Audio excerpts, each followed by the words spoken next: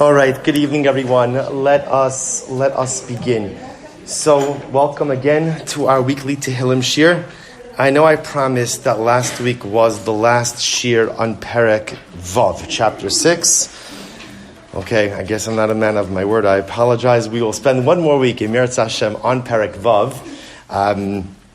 Because the truth is, it happens to be that there are so many beautiful psukim and so many meaningful motifs that are included in this particular capital, even though, again, as we'll see as we go through Sefer Tehillim, Dovid HaMelech does repeat so many of the same themes, same basic ideas throughout Tehillim, but I wanted to draw your attention to one specific pasuk. First of all, we begin by thanking the Engelsberg, Dinovitzer, and Steinberg families for dedicating this series, Le'iloi Nishmas Harav Yitzchok, David ben Meir, Aryeh, Zichron Livracha.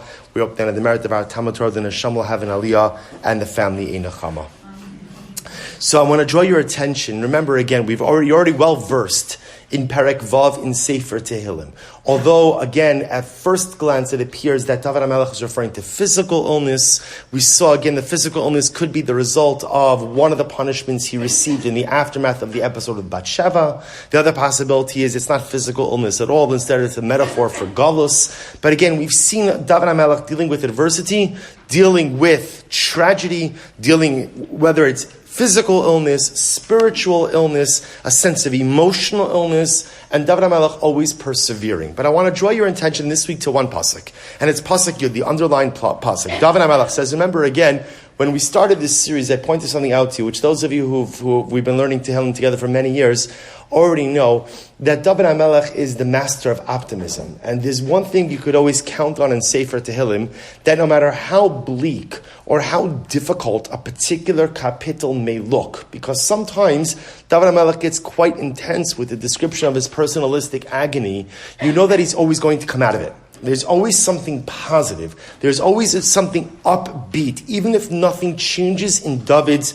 circumstances, there's often something which changes in his attitude. So if you take a look at Pasuk Yud, Dovid HaMelech says, after describing all of his difficulty and adversity, Shama Hashem techinasi, Hashem tefilasi yikach. Literally translated, the Lord has hearkened to my supplication. Shama Hashem techinasi, Hashem has heard my techina, my supplication. Hashem tefilasi yikach. Literally translated, it means Hashem will take my prayer. But of course, in this context, what it means is Hashem will accept my prayer. So the Ibn Ezra and the Radak point out a basic idea. They say, number 2, Modeh ki Hashem refal mechalyo lo harofim ba'avor sheschanei elav. So Dovid HaMelech, remember, is healed from his illness. And again, whichever type of illness we're referring to, whether it's physical illness, whether it's Dovid HaMelech's spiritual illness, Dovid HaMelech comes out of the illness a healed man. But he recognizes that his refuah has nothing to do with the people around him and everything to do with the God who supports him. So that's what says Radak, Modeh, Shama Hashem techinasi, Hashem tefilasi yikach, means Dovid HaMelech is admitting or expressing gratitude towards the refuah, towards the healing that HaKadosh Baruch Hu has given him. Pavor sheschanei elav. The Radak says the same basic idea. Shama Hashem techinasi, Hashem tefilasi yikach kimo lakach, v'tamikach bezol sa'is b'cholis b'vol tefilasi elav yikab lena b'ratzon. You know, it's interesting that what Dovid HaMelech is highlighting over here is as follows. You know, sometimes you daven to HaKadosh Baruch Hu for something, and you get it. And what's interesting is, in those moments where you ask for something and you get it, it opens your eyes to the many other times in life that you've asked for something and gotten that as well. You see, every day we make requests of HaKadosh Baruch Hu, but sometimes they're not even conscious requests. Right? Every single day I ask HaKadosh Baruch Hu for my heart to continue to pump blood throughout my body. Now, I never actually articulate that, but it's a clear subconscious request that I'm making each and every day from HaKadosh Baruch Hu. And there's a million such requests like that I don't even ever articulate, but they're understood that on some level I'm making them of Hashem. So Dovid HaMelech is saying something amazing. HaKadosh Baruch Hu, I was in a difficult situation. I asked to be healed. I asked for refuah. You gave me that refuah. And that has opened my eyes to all of the other incredible things that you have given me in my life. You see, one of the other things that Dovid HaMelech was a master at was the ability to compartmentalize. Meaning, many of us, when we undergo difficult circumstances, the difficulties overtake everything.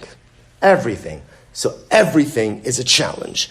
Everything is difficult. Now, if I were to take a step back or to look at my life from the outside in, that's not true. Are there challenges? Absolutely. Is my life all challenges? Rahman al-San, there are some people whose lives are all challenges. But I would venture to say that for most of us, when we encounter challenge or difficulty, there's an area of adversity, but there's a lot of other incredibly wonderful things that are happening as well. The challenge is most times adversity is like that black cloud that obscures the sun, that obscures the light. All I see is adversity. And Dovid HaMelech is saying over, according to the Radak, HaKadosh Baruch Hu, I was really sick, and you answered my tefillos. And that's opened my eyes to all of the other times that you've answered my tefillos. And to all the things you answer for me each and every day. The things I articulate and the things I never even get a chance to articulate. But what I want to draw your attention to, and this is why I was unable to move past Perek Vav in Tehillim, is the pasuk is strange. Right? Think about this for just a moment. Now generally, you can't really ask so many questions on the syntax of Tehillim. Why not? It's poetry, right? So in general, poetry is often redundant, and poetry is often written in a way to make it sound beautiful and flowery. And again, unlike the Chumash, where every single word is measured, there is no such thing as an extra word in the Chumash. That's not necessarily the case in Tehillim. Tehillim is poetry. Tehillim is an expression of David. It's almost like a free flow of consciousness of Dovid HaMelech. There are plenty of extra words. There are plenty of unnecessary words. But what's striking about this particular pasuk is as follows. Think about this just a moment. Shama Hashem techinasi. Hashem heard my prayer, my techina, my supplication. Hashem tefilasi yikach. Which means what? Hashem accepted my prayer. Now, what's the problem with that phrase, with that pasuk? It's redundant. And it's profoundly redundant. Why? Because if the second part is true, then by definition what? The first part is as well. If Hashem accepted my prayer, then it goes without saying that what? That He heard my prayer. So in other words, why do you have to say, Hashem heard my prayer? Shama Hashem techinasi, Hashem tefilasi yikach. Just say, Hashem tefilasi yikach, Hashem, you answered my tefillah. And then I understood. You heard it, you answered it. But why the need for both phrases? So I want to share with you something. And again, I owe all of you such a debt of gratitude because I feel so privileged to give this year. And there's such hashgacha in the way that the particular kapitel always ties in with the Parsha. Literally incredible hashgacha. So take a look at number 4. I want to share with you an incredible episode in this week's Parsha that is an incredibly painful episode in the Parsha. The Torah says as follows. Remember, just to give you the context. Parshas Vayetze, Yaakov Avinu runs away from home, finds refuge in the house of Lavan. There he meets Rachel. I don't want to spoil the whole story for you, right? But he meets Rachel. He wanted to marry Rachel. He ends up marrying Leah, then marries Rachel afterwards. Good. We know from the beginning, it's interesting. On a biblical level, polygamy, marrying more than one wife is permitted. But you know what Chazal called a second wife? A tzara. A tzara. Now that's not a knock on the second wife. It's an insight into the dynamic of being married to more than one woman. There's a reason why these stories never work out in the Chumash. For one simple reason. Whenever you have two women vying for the attention of the same husband, it's a disaster. And it's a disaster every single time. It was a disaster by Avram, Hagar, and Sarah, and it's a profound disaster. Even though, it's interesting, it works out okay in the end, but when I say in the end, once everybody died, it worked out fine. But while everyone was alive, the Yaakov, Rachel, Leah triangle was a very, very, very complicated dynamic. So the Torah says over here, number 4, Vatera Rachel kilo yalda, Yaakov. Rachel saw that she was barren. She had not given birth to a child. Vatikani Rachel ba'achosa. Rachel became jealous of her sister Leah. Vatomer al Yaakov. Rachel turns to Yaakov and she says, Havali banim, give me children. Ve'em ayin. And if not, it's like I'm dead. It's like I'm dead. A very dramatic pasuk. And dramatic on a variety of levels. You feel the intensity of emotion. Right? The Torah telling us, Rachel sees her situation. She's jealous of her sister. She says to Yaakov, give me children. And if I don't have children, it's as if I'm dead. Meisanochi, I'm dead. So what's unfolding over here? So if you look at the Medrash in number 5, the Medrash says as follows. That what was Rachel's, what is this, give me children? What does that mean? What's the nature of this interaction? So the Medrash writes, Vatomer el Yaakov havali banim, hispalel lefnei hamakom alai, kishem sha'asa Avram l'Sara, v'Yitzchok nami l'Rivka. So the Medrash understands that Rachel was making a very simple request of her husband. Daven for me. I don't see you davening for me. Right? Daven for me. Your grandfather davened for your grandmother. Your father davened for your mother. I'm asking you to daven for me. Rashi understands that it was a bit more of an attack. Rashi says in number 6, Havali, v'chikach asa avicha le'imecha. So according to Rashi, Rachel is attacking Yaakov. And she's saying, I don't understand. This is what you saw in your house growing up. You saw, he didn't literally see it, but you know that your mother was barren. And you know, the pasuk says, Vayetar Yitzchak lenocha chishto. You know that your father, Yitzchok, did not stop davening until your mother was blessed with a child. So I don't understand you, Yaakov. So according to Rashi, she's attacking Yaakov because from her perspective, he's not davening for her. From her perspective, listen, he has Leah, and Baruch Hashem, Leah is having children, and so Rachel feels, you just don't care. You just don't care. It just doesn't matter to you what my particular situation is. So it's interesting. According to the Medrash, it's a request. Please daven for me. According to Rashi, it's a bit more of an attack, almost saying, how could it be that you're not davening for me? Didn't you grow up in a home where a barren father davened for a barren mother? Yaakov Avinu's response, number 7. Vayichar af Yaakov berachel. Very dramatic. Yaakov gets angry. And by the way, charon af doesn't just mean angry. What does charon af mean? Blazing nostrils, right? So it's like nostril flaring mad, right? Ka'as is anger. Charon af is intense anger. Intense anger. We see this in Az Yasher.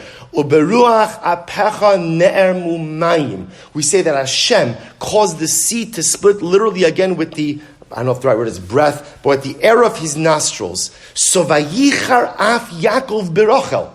Yaakov gets angry at Rachel. And he says to her, Vayomer, hatachas elokim anochi? Am I God? Am I God? Am I instead of God? Asher mana mimech pribatan. So on a Pashat level, it sounds like what Yaakov is saying is, why are you attacking me? It's not me who's withheld children from you. It's not me who's decided you should be barren. I'm not HaKadosh Baruch Hu. You know, the Gemara says that there are 3 keys that HaKadosh Baruch Hu holds on to, and he does not give them to anyone. And one of those keys is the Mafteach Shel Chaya, the key of life. So Yaakov Avinu says, what do you want from me? Hatachas elokim anochi, am I HaKadosh Baruch Hu? Am I the one who has caused you to become barren? So the Ramban has a dramatic interpretation of this episode. The Ramban in number 8 says as follows. Get ready for this. V'al derech hapshat, Amra Rachel Yaakov, shiyitein labanim, ube'emes daita lemar, shiyispalel aleha, aval sheyispalel aleh ad shiyitein labanim, al kol panim. So listen to this. The Ramban says, okay, let's unpack this a little bit, because I just want to point out, by the way, you almost never see an exchange like this between husband and wife in Chumash. There was a little bit of an exchange with Avraham and Sarah, but Avram doesn't really respond to Sarah. What Avram says, remember again with the whole episode with Hagar, when Sarah felt that Hagar was mistreating her, so Avram says, okay, tell me what to do. Tell me what to do. Tell me what you want to do, and I'm happy. We don't really find this type of caustic dialogue of Rachel attacking Yaakov, and it appears Yaakov Avinu kind of firing back in an intense way. So the Ramban says, what was Rachel saying to Yaakov? She was saying to Ube'emes daita lemor shispala. Like we saw before, she was asking Yaakov, like we saw in Rashi in the Medrash, daven for me. Daven for me. Aval sheyispalel aleh ad shitin labanim al kapanim. Yaakov, you're a tzaddik. You're a tzaddik. If you want something to happen, it will happen. And if it hasn't happened, you know why it hasn't happened? You know why it hasn't happened? You haven't tried hard enough. You, Yaakov, haven't tried hard enough. So daven and daven and daven until I get my child. Vim ayin shetamis atzma b'tzar. And here's the threat, says the Ramban. The threat, says the Ramban, is that Rachel Imenu says, I promise I will let myself die of pain if you do not give me a child. This, says the Ramban, was the threat. Vim ayin, if I don't get my child, shetamis atzma b'tzar. It doesn't say shetamis b'tzar, she'll die in pain. Shetamis atzma, she will allow herself to die as a result of her pain. So she's saying to Yaakov, daven, get me a child, and if not, I'm telling you right now I'm going to die. I'm telling you now I'm going to die. Dibra, shelo kehoge mikinasa. So Rabban says, Rachel Imenu did not speak appropriately. She was in pain. She was in pain. She was also jealous of her sister, and she did not speak appropriately. The chashva, now what? This is incredible. The chashva, ki ba'avaso osa yisani Yaakov yilbash sak ve'efer v'yispalel ad shiyu lobanim shlotamos b'tzara. You see, Rachel knew how much Yaakov loved her. So she figured, if she goes out and she dangles out there I'm going to die if I don't get what I want. So what is Yaakov going to do? He's going to put on sackcloth, and he's going to fast, and he's going to daven, and he's going to do anything and everything within his spiritual power to go ahead and get a child. However, Vayichra Af Yaakov. So that was, so, and again, this is the Ramban. So Ramban says that was Rachel's idea. Daven for me, but there was a threat. I'm going to allow myself to die if you don't give me what I want. And she thought that this would move Yaakov into frenetic spiritual activity. But it didn't work. Vayichar af Yaakov. Yaakov got angry. Now, why did he get angry? She'ein tfilas hatzadikim biyadam shetishma v'tana al kalpanim. Because Yaakov says, Rachel, you don't understand how tefillah works. Right? It's not just the pshat that you want something, you daven for something, and you get it.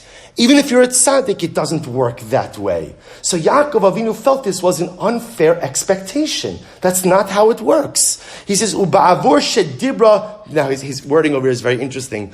Uba'avur shedibra derech ga'agui hanoshim ha'ahuvos, lahafchido b'misasa charonapo. The Ramban says, essentially, Yaakov felt manipulated. He says, because sometimes, the Ramban says, sometimes women could be dramatic. That's not me. I don't want to be clear. It's not my opinion at all. That's the Ramban, right? The Ramban says, sometimes a woman could play the drama card. And she could play the drama card well. This time, says the Ramban, it was overplayed. And Yaakov says, you've overstepped. You've just overstepped. You're a smart lady. You know, again, remember, let's understand, Yaakov loved Rachel more than I think we even comprehend. Because remember, you know the story. He was supposed to marry Rachel. Right? Instead he marries Leah. He marries Leah because Rachel gave Leah the siman and the signs. Think about this for just a moment. Put yourself in Yaakov Avinu's shoes. Right, so showing up the Shara Brachas, everybody's all excited, it's beautiful, it's wonderful. Only one little detail, you're married to the wrong woman. Right? And why are you married to the wrong woman? Because the woman you wanted to marry betrayed you. She betrayed you. Right? I just want to point out, it's beautiful. Rachel Imenu didn't want to embarrass her sister. Fantastic. But she betrayed Yaakov. But she allowed Yaakov to marry someone who he did not want to marry. I don't know. If I was Yaakov, I'd say, you know what? Hatzlacha Rabba. Right? Good luck. But yeah, Yaakov Avinu married her. Right? Yaakov Avinu remained with her. Which tells you about the bond that these two shared. So Yaakov says, you think I don't want to have children with you?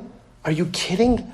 I worked for your father, the Rasha, for 14 years just to marry you.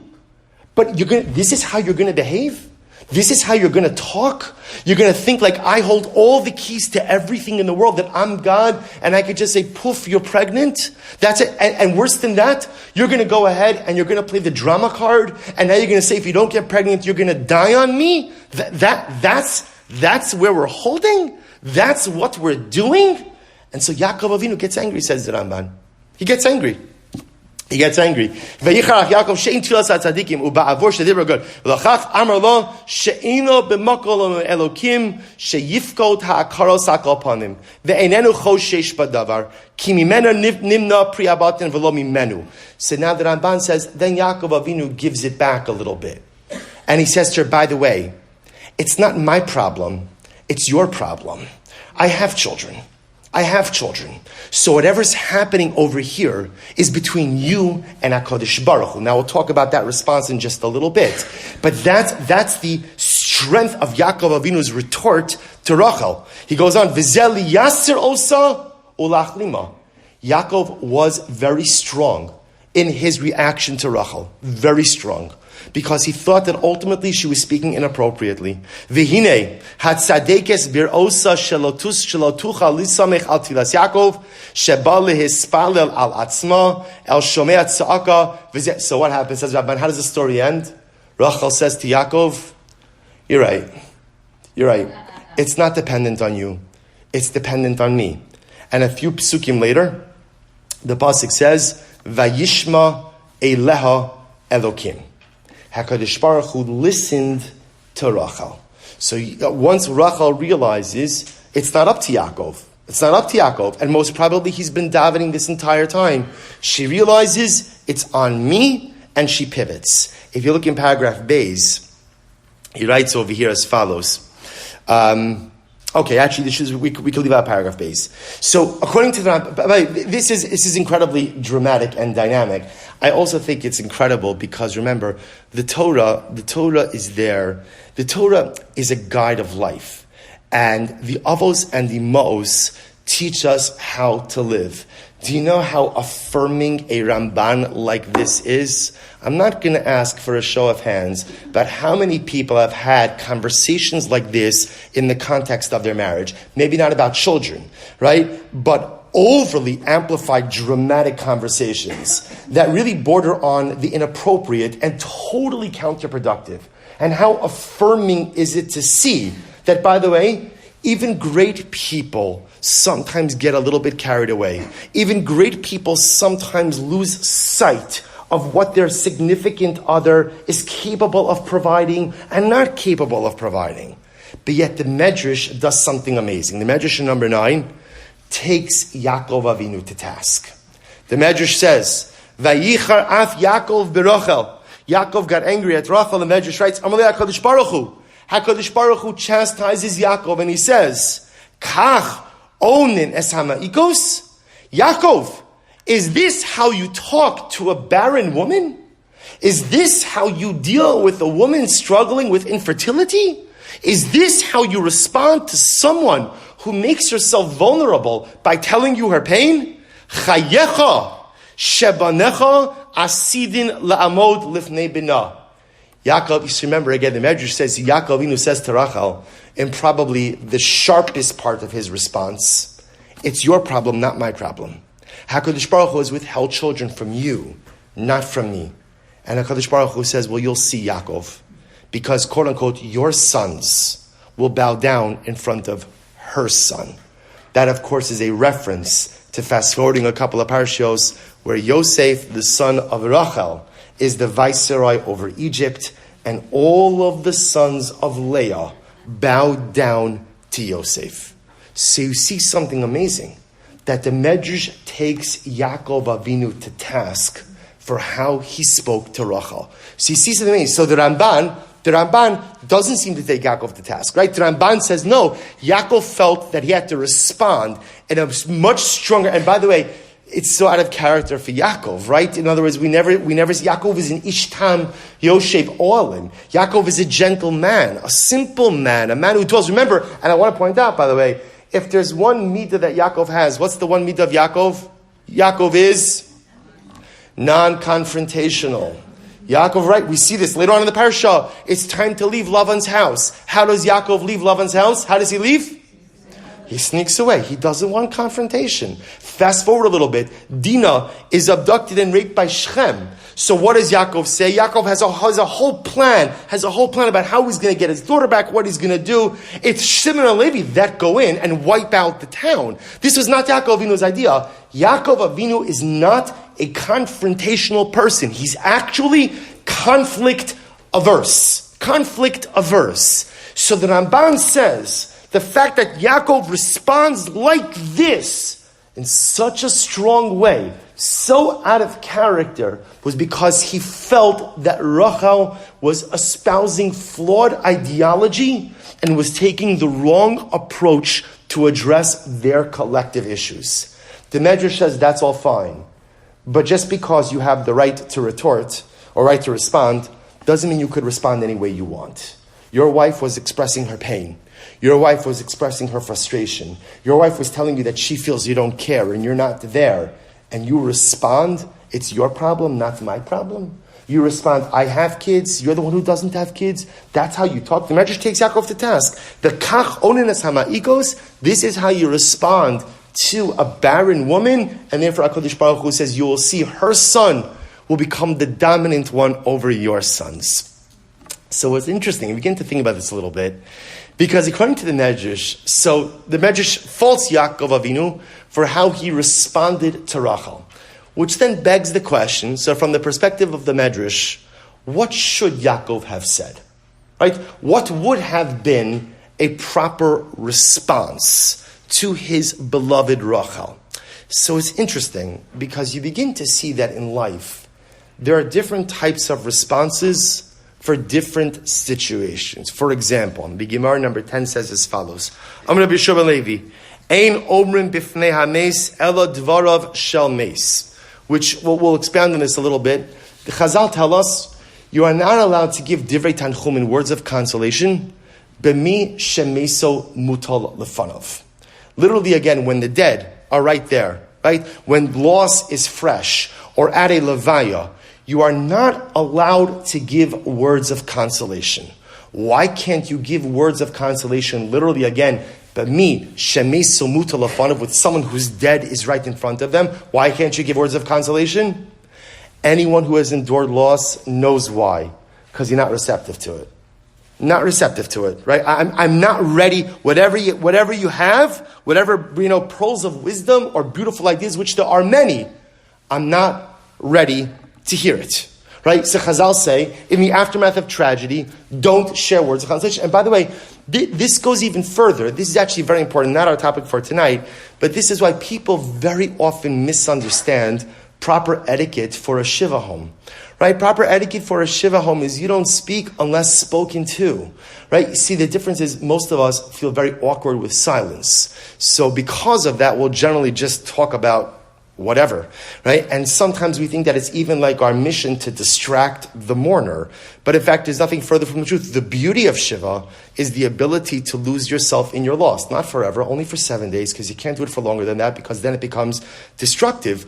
But there are no words. You walk in, you're there. If the mourner wants to talk to you, they'll talk to you. If they don't want to talk to you, it's okay just to sit in silence as well. Because sometimes the proper response is no response. Right? Sometimes the proper response to a difficult situation is just to be a listening ear.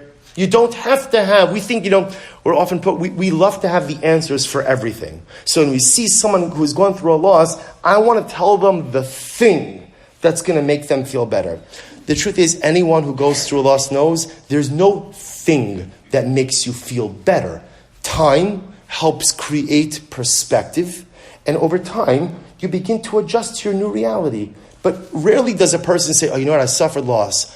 Oh, but that person who came in and started quoting to me every single Ma'amar Chazal that they learned from 9th grade until now, oh, that made such a difference in my life. More often than not, people are profoundly resentful of that and would rather thank you for the piety, but I'm struggling here with trying to figure out what my life is going to look like. Chazal understood this. So sometimes the right reaction to something is not to say anything at all. But I'll share with you something else that's fascinating. and kind of along these same lines. And it just struck me. If you take a look at number 11, so this is from last week's Parsha. Okay, so we're going from this week's Parsha, Yaakov and Rachel, back to last week's Parsha, to Yaakov Avinu, the episode of Yaakov going in to go ahead and get the brachos from his father, from Yitzchok. Yitzchok is blind, you know the story. Yaakov Avinu dresses up as Esav. So the pasuk says, Vayovo el Aviv, number 11. Vayovo el Aviv, Vayomer. Vayomer, Hineni. Vayovo el Aviv, Vayomer Avi. Yaakov Avinu walks in, again dressed up as Esav. Yaakov Avinu calls out, Avi, my father. Vayomer Hineni, mi'ata b'ni. Yaakov, as Yitzchak Avinu says, yes, I'm here. Who is this? Right? Yaakov Avinu is already, because again, remember, they don't have the same voice. Vayomer Yaakov el Aviv. Yaakov says to his father, Anochi Esav b'chorecha. I am Esav, your son, your firstborn. Asisi kasher dibarte elai, I've done what you've asked of me. Kumna shiva, please stand up. Come, or I should say, Kumna, please come forward, sit and eat. Va'achla mitzedi ba'avor tevarachani nafshecha. Beautiful. So it was very interesting to note over here as follows. The Medrash writes, focusing on the phrase, Ani Esav b'chorecha, or Anochi Esav b'chorecha. Right? Yaakov says in the beginning of verse 19, I'm in source number 11, Vayomer Yaakov al Aviv, Yaakov says to his father, Anochi Esav b'chorecha, which we translate as, I am Esav, your firstborn. Right? That's the ruse. Remember, Yaakov Avinu is doing this because his mother told him he has to do it. Rivka gave him an order, and Yaakov Avinu is being mechabed his mother, and he's listening. So the Medrash says something very interesting. The Medrash says, Vayomer Yaakov el Aviv, Anochi Esav b'chorecha. So the Medrash does something very interesting. The Medrash says Yaakov wasn't telling a falsehood. He wasn't lying. What do you mean he wasn't lying? He says, Anochi Esav b'chorecha. I'm Esav, your firstborn. The Medrash told you have to read it a little bit differently. Hefsik hadibar va'amar Anochi kama aval Esav b'chorecha. When Yitzchak asks Yaakov, who are you? The Medrash says that what Yaakov was really saying is, we read it as Anochi Esav b'chorecha. The Medrash says, no, it's Anochi, I am me. I'm Yaakov. Kama Esav b'chorecha. Esav is your firstborn. Rashi quotes this Medrash as well in an effort to show that Yaakov Avinu did to the best of his ability not to lie. Not to lie. It's kind of hard not to lie when you're impersonating someone else. But again, that was what his mother told. Remember, this was not Yaakov's idea. And we see in the Psukim Yaakov's discomfort with it. But he was listening to his mother. But says the Medrash, to kind of lessen the lie, he tweaks his words in a nuanced fashion. Anochi, I'm Yaakov, Esav b'chorecha. But look at number 13. And I'm going to be honest with you, meaning it's always bothered me, this Medrash, a little bit, because it seems to really fly in the face of the Parsha Pshat. Right? Parsha Pshat is Yaakov Avinu is dressing up as Esav. He's going in as Esav. He's telling his father he's Esav. And in fact, if you look at the Medrash Seichel Tov and number 30, we have conflicting Midrashim. Look what the Medrash says. He says, so first of all, Seichel Tov quotes the Medrash, the Psikta Zutrasa number 12, and he says, I don't believe it. It doesn't make any sense. Anochi Esav b'chorecha only means one thing, which is, I am Esav, your firstborn. That was the declarative statement that Yaakov Avinu was making. Don't give me, says the Medrash in number 13, Anochi, I'm me, but Esav b'chorecha, Esav is your son. But the Medrash says something amazing. Look at the underlined lines. Avalim yesh ladun es Avinu Yaakov l'schus, kach yesh ladunu. If you want to be down the kaf s'chus, you want to give Yaakov the benefit of the doubt, here's what you can do. Kivadei amershu Esav. Of course Yaakov said that he was Esav. Of course he said that he was Esav. That was the entire ruse. That was the entire plan. Umevu'aro lamad l'shanos mipnei darchei shalom kimo shematzino b'sara. What we do begin to see is that the Torah is telling us that sometimes you're allowed to change the truth for some greater good.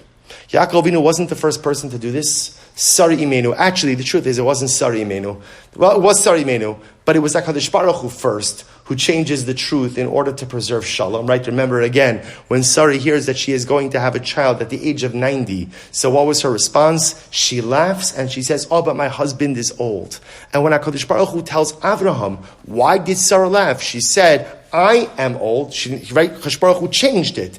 So we see from here that sometimes you're allowed to change the truth when it serves some greater good. Now, you have to be very, very careful how you apply that concept, right? And when you apply that concept, and ultimately, again, because once you begin to manipulate the truth, unfortunately, it becomes a downward spiral. But says the Seichel Tov, says the Medrash, Yaakov Avinu was saying, Ani Esav B'charecha. Don't give me Anochi, I'm me, but Esav is it. No, he was saying, Anochi Esav B'charecha. And again, I bet he's lying. Yeah, he's lying. He's lying, but he was lying because his mother told him this was a necessary evil. That sometimes, there's a concept in halacha of an aveira lishma. Now, do not try this at home. But an aveira lishma means that sometimes there's a concept of an aveira that is actually committed for the purpose of a greater good. Right? We have dramatic examples of this. Esther Hamalka is an example of this. We have some very dramatic examples of this. Yehudis and the Chanukah story is an example of this. But again, so says the Medrash, Yaakov Avinu lied. He lied. But at the end of the day, that's what the circumstances demanded. But I saw this Medrash. I was looking at this Medrash on Erev Shabbos. And it struck me because, meaning, even when the Medrash number 12 says, Anochi, Esav B'chorecha, it's such a twisting of the words, right? And it so doesn't go with the narrative. But perhaps the Medrash number 12 is trying to convey to us something else. That perhaps what's unfolding over here, and this ties back a little bit to last week's Shiur, because if you remember again, right, last week we spoke about Yitzchok, right? Yitzchok loved Esav, right? We spoke about that, right? So remember again how we introduced to this family. We're introduced, Vayehav Yitzchok es Esav kitzayid befiv, V'rivka oheves es Yaakov. So perhaps the way to read the pasuk, and perhaps this is what the Medrash is struggling with, as Yaakov Avinu walks into his father. He walks into his father. And he's walking into a father who he knows favors his older brother. He knows it. He knows it. Because the psukim don't seem to indicate that either parent made any attempt to hide the fact that they had favorites. Yitzchak had his. And again, there was svaras. We saw last week, there were reasons for it. Yaakov Avinu walks in, and perhaps what he says in that one phrase is, Anochi Esav B'charecha. Perhaps what he says is like this. Father, you want to know who's here? Anochi. It's me. And I have one wish in life. That you would love me like Esav B'chorecha. The one thing I want more than anything in this world is not your brachas. It's your love. The one thing I want more than anything in this world is to know that you feel about me the way you feel about Esav B'chorecha. And in that moment, and remember, understand, the episode with the brachos, just so you know, Yaakov got the brachos, but to a certain degree, it ruined the family. Because remember again, after that episode, Yaakov has to run away from home, and he never comes home again. I mean, he comes home again, but by the time he comes home, remember, he doesn't come home. His mother already passed away. He misses his beloved mother's levaya. He's not there. He comes back. Yitzchak is already an old man. His father passes away a short time later. The family's done. Yitzchak, right? So again, Yaakov runs away. Esav is profoundly resentful of both his father and his mother. He runs away. And essentially, Rivka and Yitzchak live out their years in a broken family, in a profoundly broken situation. So it's almost as if the Torah is giving us the moment right before everything falls apart. Isn't it incredible? Because we look at Yaakov getting the brachas as everything coming together. And to a certain degree, it is everything coming together. But it's also the event that causes everything else to unravel. And perhaps it's at that moment that the Torah gives us a window into Yaakov Avinu's reflective moment. He stands there at the doorway. Father, Vayomer Avi, Vayomer Hinene Bini, Mi Ata Bini, who are you? And Yaakov says, who am I? Who am I? What a good kasha. Father, Anochi, I'm Yaakov. I'm Yaakov, but I just wish life wasn't like this. I wish that our family wasn't so complicated like this. I wish the dynamics weren't quite this way. I wish, Esav B'chorecha, that you loved me the way you love your firstborn. So ask yourself, why does the Torah need to tell us this? Why does the Torah need to share this reflective moment of Yaakov Avinu with us? Because I think what the Torah is teaching us is another incredible lesson. You see, the Torah doesn't record a response to Yaakov Avinu's reflective question. Why? Because the Torah is teaching us that sometimes when people say things, they don't need a response. They just need to be heard. Sometimes I say things in life not because I'm looking for an answer, and not because I'm looking for a pearl of wisdom, and not even because I'm looking for a solution, because sometimes there is none of that to be had. But sometimes I just need to say something because I need to either get it off my chest, I need to somehow deal with it, and by articulating it, I deal with it. And all I need from the person on the other end is just to be a listening ear. I don't need your wisdom. I don't need your answers. I just need your attention. And so we, the reader of the Chumash, are privy to this incredibly vulnerable and painful moment of Yaakov Avinu, where he says, Anuchi, I am Yaakov, but all I want is to be loved like Esav B'chorecha. And there's no response. There's no dialogue. There's just simply an unburdening of self. Because sometimes, I remember, we're talking about different reactions to different situations. So sometimes in the aftermath of tragedy, there's nothing to say. And sometimes when people say something, they're not expecting an answer. They're not expecting a response. Sometimes you just have to allow people to be heard. And now we understand why the Medrash holds Yaakov Avinu accountable for how he responded to Rachel. Rachel makes an outrageous statement. You never davened for me. You not cared about me. You have Leah. You have your own family. And you know what? I'm just going to die. And what should Yaakov Avinu's response have been? Nothing. Because at the end of the day, Rachel wasn't looking for a response.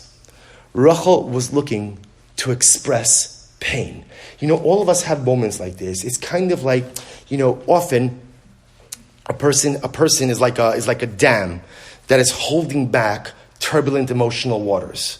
And the dam could hold back a lot. But sometimes the dam also has a release valve. Because if you don't find a way to drain off some of the water will bring down the dam. People are the same way. Sometimes I just need to say something. And not because I think you have an answer. You think Rachel didn't know how this works? Rachel was a tzaddikas. This is not Rachel Schwartz. This is Rachel Imenu, right? I'm saying, who are we talking about over here? This is Mama Rachel. This is the woman who is going to convince the Ribono Shel Olam to bring the Geula. Everybody speaks about that by Rachel Imenu. When we left Eretz Yisrael, we went by the tomb of Rachel Imenu. And Rachel Mevaka Abon as she comes out. But the Zohar writes that when Mashiach comes and we go back to Eretz Yisrael, do you know what we pass? We pass Kever Rachel again. This is Rachel Imenu. So she doesn't know how tefillah works. She doesn't know that Yaakov is not a magician, he's a tzaddik. There's a big difference between a magician and a tzaddik, right? A magician could manipulate a whole bunch of things to produce a particular result. A tzaddik does his best, but sometimes he doesn't get what he wants. Rachel doesn't know that. Of course she knows it. She was just a woman in profound pain. And all she needed was someone to just listen to her. And who was she going to talk to? She was going to talk to Leah, right? Who, again, that was a difficult relationship. Who was she going to talk to? Her mother passed away already. Her father, Lavan, not exactly the kind of guy you want to confide in, right? So who is she going to talk to? Who does Rachel Imenu have in this world except Yaakov? And the Medrash is Yaakov. All you have to do is listen. Don't say anything. Because of what she's saying is outrageous. It doesn't make any sense. It's hyperbolic. It's dramatic. But it's just an expression of her pain. And your job is not to respond. Your job is simply to listen. There's last week there was an incredible article in the Wall Street Journal. This is on November 2nd. And the title of the article, I read this with my wife. The title of the article is Toxic Positivity is Very Real and Very Annoying. Now, I'm not going to read to you the whole article. I'm just going to read to you a couple of, listen to this. Sometimes, by author is Elizabeth Bernstein, sometimes the worst thing you can say to a person who's feeling bad is cheer up. Chip Hooley learned this the hard way. At the beginning of the pandemic, his daughter Hillary called him in a panic. She and her husband recently purchased an apartment in Brooklyn. Now she was worried that real estate prices in New York were falling and her friends were leaving the city. Mr. Hooley is 60 years old, a financial firm executive in Cazenovia, New York. I never knew there was a place called Cazenovia, New York. Very bright. It looks beautiful. You can Google it. Cazenovia interrupted her. Don't worry. This will all work out for the best, he said, launching into a pep talk. I gave her all these positive thoughts, he said. I felt like Batman saving the world. Then his wife, who was sitting next to him, piped up. That was the most annoying conversation I've ever heard. She said, your daughter wanted to talk to her father, and you didn't even listen. Always look on the bright side of life? Heck no. Pushing away difficult emotions, such as sadness, fear, and forcing ourselves or others to be positive can be harmful to our mental well-being and our relationships, psychologists say. This is because practicing false cheerfulness, which they call toxic positivity, keeps us from addressing our feelings and the feelings of others. Toxic positivity is positivity given in the wrong way, in the wrong dose, at the wrong time, says David Kessler, a grief expert. Yet, I'm just reading you sections of this. Yet difficult emotions are a part of life. To suppress them is to deny reality. Research shows that trying to stifle those emotions makes you feel even worse because you never coped with them. Plus, they will pop back up eventually. The brain power it takes to push the emotion away keeps you focused on it. Telling someone who is in emotional pain to buck up is invalidating and dismissive. Not only are you diminishing their feelings, you're telling them that these feelings are part of their own problem. A recently widowed woman in Philadelphia, whose refrigerator conked out the night before she was hosting family members for a holiday dinner, recalled how a neighbor told her, in the scheme of things, this is a very minor problem. It wasn't minor for me, she said. How can we avoid forced positivity? To better help ourselves with someone who is down, I'll read you two more sections. Start by recognizing that it is different from hope or optimism. Those emotions are rooted in reality, while toxic positivity is a denial of it. Don't judge yourself or others for feeling difficult emotions. Be compassionate. Tell yourself, I am feeling sad or lonely in the pandemic, and that is normal. Remember, it's not your job to solve the other person's problems, nor do they want you to. You don't want to listen to respond and give advice, says Dr. Kessler. You want to listen to understand. I'll just end with one last story. Mr. Hooley took his wife's comment that his positivity was annoying to heart. It was eye-opening to realize that it's okay to be miserable once in a while. Now, Mr. Hooley tries to be a better listener. Last week, his daughter told him she was looking for a physical therapist because of back pain brought on by her pregnancy. At first, he launched into a positive spin. At least your pain is because of a good reason, he said. But then he caught himself and told her, that's no fun, and let her talk. Being heard was nice, said his daughter. You want to feel okay to not feel good in the moment. Such an incredible idea of toxic positivity. And we are the people of optimism. And often we think that what optimism means is you got to always have a positive, optimistic, upbeat perspective all of the time. And that's simply not true. It's okay not to be okay. It's okay to have difficulties. It's okay not to feel happy. It's okay to feel doubt. What's not okay is to allow yourself to remain in that state for unending periods of time. But this session, I never heard of this idea. This was last Wednesday's Wall Street Journal. Toxic positivity. And apparently there's like a whole body of psychological literature about it. Toxic positivity, right? Whoever heard it? We always thought positive. It's going to be okay. I'm guilty of toxic positivity. I realized afterwards. But it's incredible. It's absolutely incredible. So why is this important? Because what did Rachel need from Yaakov? What did she need from him? The answer is she didn't need anything from him. Because what was he going to tell her? It's going to be okay? That would have been even worse. She certainly doesn't need a musar shmuz from him. Because whatever he's going to tell her, she knows already. All she needed was someone to listen. All she needed was someone to listen. The same way that when Yaakov Avinu, and amazingly enough, Yaakov knew this, because the same way when he stood at the threshold of his father's home, and his father said, "Who is this?" And Yaakov Avinu says, "Wow, who is this? Anochi, I am me, and all I want is to be loved like Esav B'chorecha." Yaakov too did not need someone to answer him. He just needed to be heard.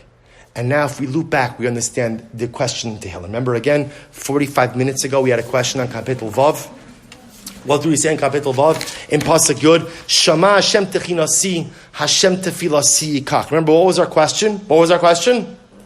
Why do you need both? It's redundant. Why do you have to say that Hashem heard my prayer and He accepted my prayer? Just say He accepted it and that's it. Because what Dovid HaMelech is saying is, it's not all about the acceptance of prayer. That's not what it's all about. Sometimes the most powerful part of the dialogical experience of davening to HaKadosh Baruch Hu is not getting what I'm asking for, because you know what? Sometimes I'm not even asking for anything. Sometimes the most powerful part of tefillah is just what? Knowing that I'm heard. Knowing that HaKadosh Baruch Hu is listening to me. Knowing that I'm like Rachel Imenu, feeling really overwhelmed and feeling really terrible about my life circumstances. And I know there's so much good.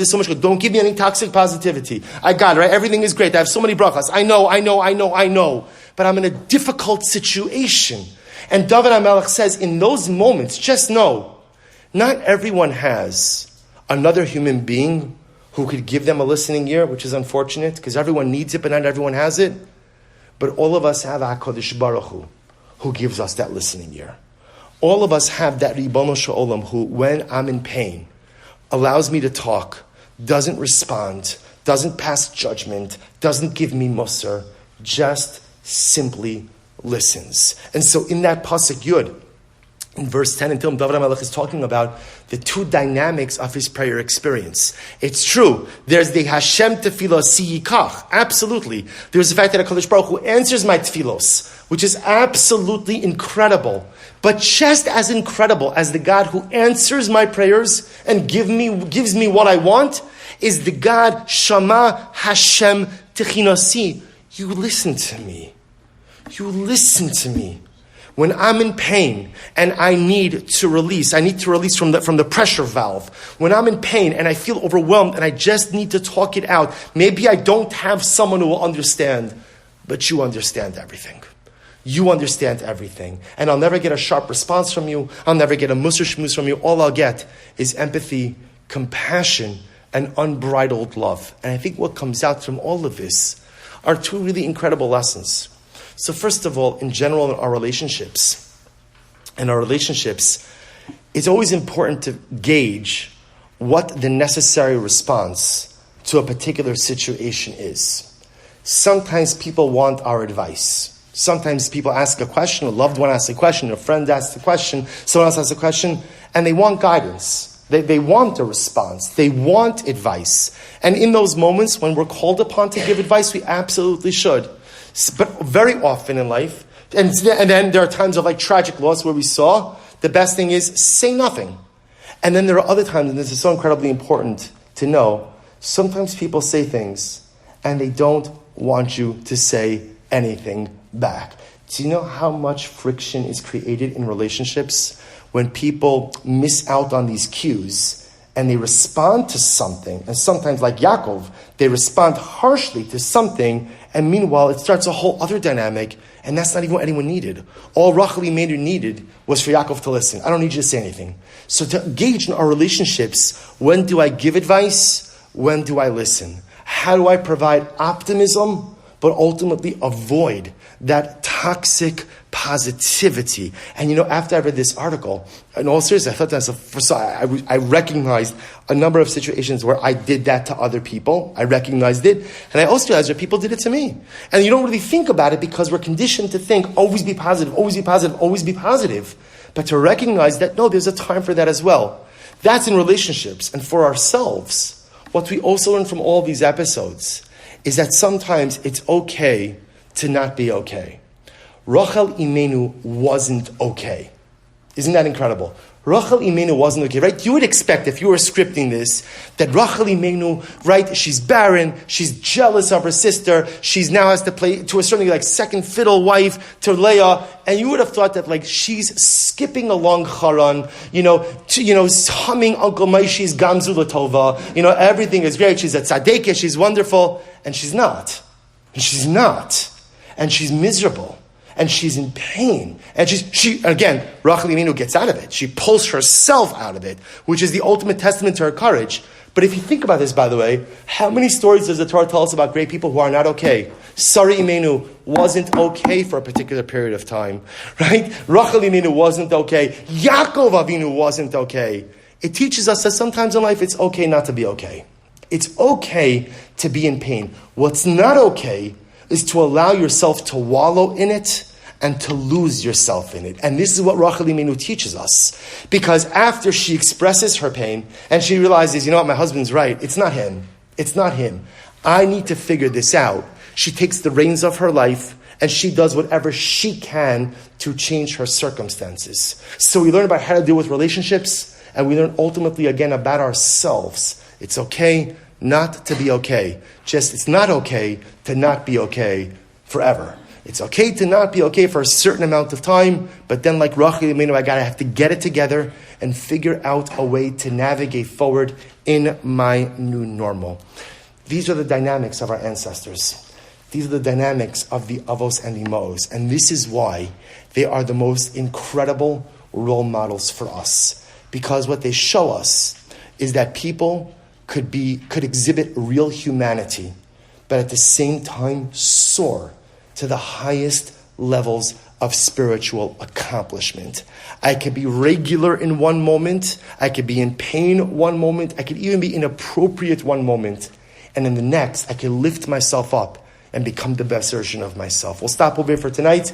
Next week, we are continuing in Perek Zayin. We're not doing Perek Vav again, at least for a little while in Meretz Hashem. Shkach, everyone have a wonderful evening.